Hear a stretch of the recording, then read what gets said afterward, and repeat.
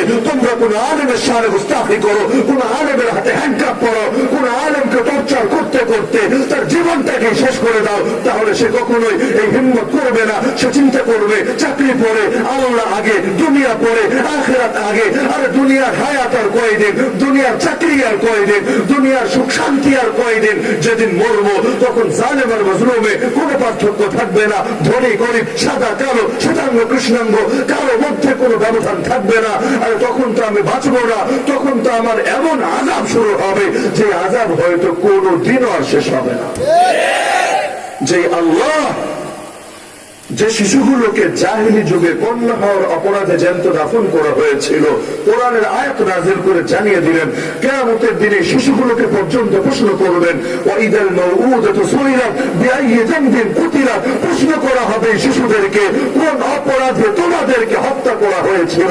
আপনি কিভাবে ভাবলেন সেই আল্লাহ সেই মজলুমদেরকে, সেই শহীদদেরকে প্রশ্ন করবেন না কোন অপরাধে তোমার বুকে গুলি চালানো হয়েছিল?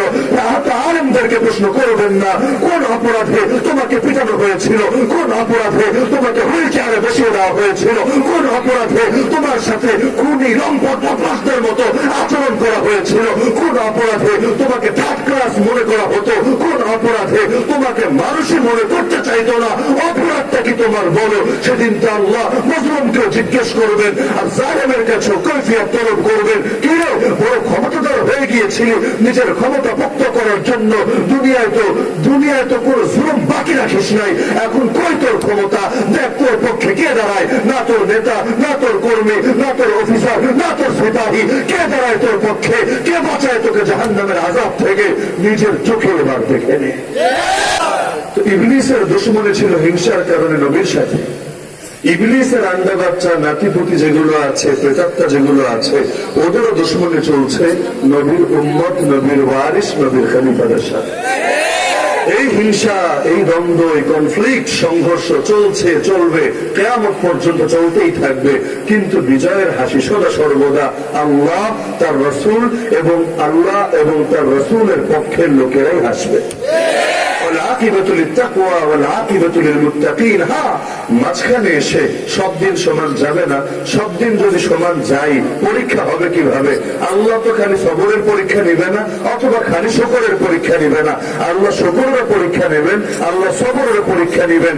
আল্লাহ দিয়ে দেখবেন শুকরিয়া আদায় করেন কিনা, আল্লাহ না দিয়ে দেখবেন সে মুহূর্তে আল্লাহকে ডাকেন কিনা। প্রকৃত মুমিন যে সদা সর্বদা ডাকে সে আল্লাহকে, নিয়ামত পেলেও আল্লাহ, বিপদে পড়লেও আল্লাহ, সুখে থাকলেও আল্লাহ, দুঃখে থাকলেও আল্লাহ, সুস্থ থাকলেও আল্লাহ, অসুস্থ থাকলেও আল্লাহ, খেয়ে থাকলেও আল্লাহ, না খেয়ে থাকলেও আল্লাহ, নিরাপদে থাকলেও আল্লাহ, কারাগারে পড়ে থাকলেও আল্লাহ, মামলা খেলেও আল্লাহ, নিরাপদে থাকলেও আল্লাহ, সদা সর্বদা আল্লাহ আর আল্লাহ। যদি নিয়ামত পায় সবার আগে ডাকে আল্লাহকে আলহামদুলিল্লাহ, যদি বিপদে পড়ে তাও ডাকে আল্লাহকে ইন্না লিল্লাহ। তো এখন আল্লাহ তো উভয় ভাবেই পরীক্ষা করবেন, নবীকেও তো পরীক্ষা করেছেন আল্লাহ তাআলা।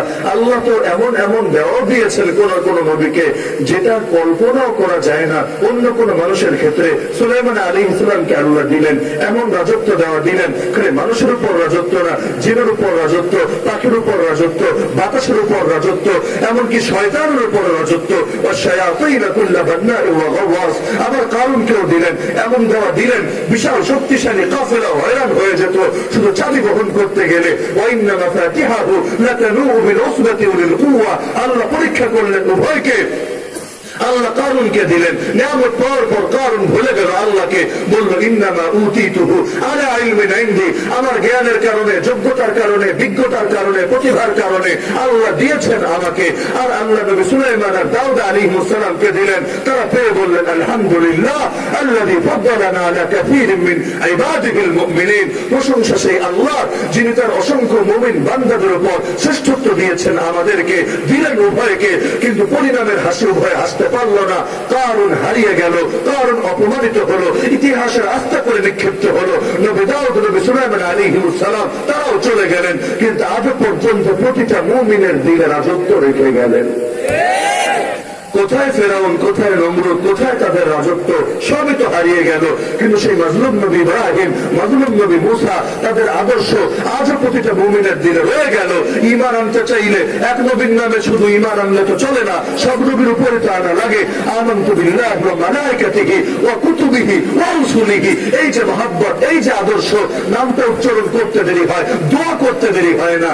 এটা তো পায় নাই ফেরাউন।